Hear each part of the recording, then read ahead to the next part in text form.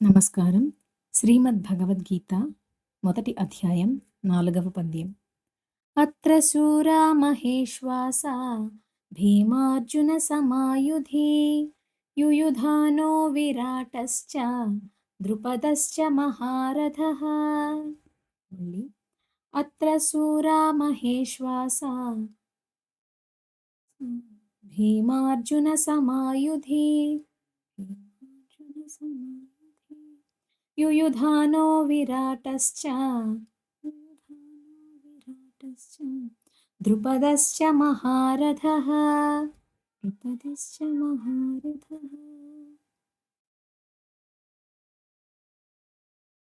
ఐదవ పద్యం. దృష్టకేతుశ్చేకితానః కాశీరాజశ్చ వీర్యవాన్ పురజిత్ కుంతిభోజశ్చ సైభ్యశ్చ నరపుంగవః. మళ్ళీ धृष्टकेतुश्चेकितानः काशीराजश्च वीर्यवान्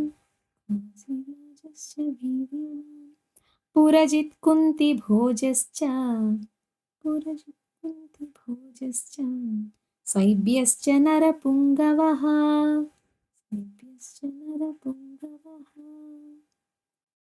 ఆరవ పద్యం. యుధామన్యుశ్చ విక్రాంతా ఉత్తమౌజాశ్చ వీర్యవాన్ సౌభద్రో ద్రౌపదేయాశ్చ సర్వ ఏవ మహారథాః. మళ్ళీ యుధామన్యుశ్చ విక్రాంతా ఉత్తమౌజాశ్చ వీర్యవాన్ సౌభద్రో ద్రౌపదేయాశ్చ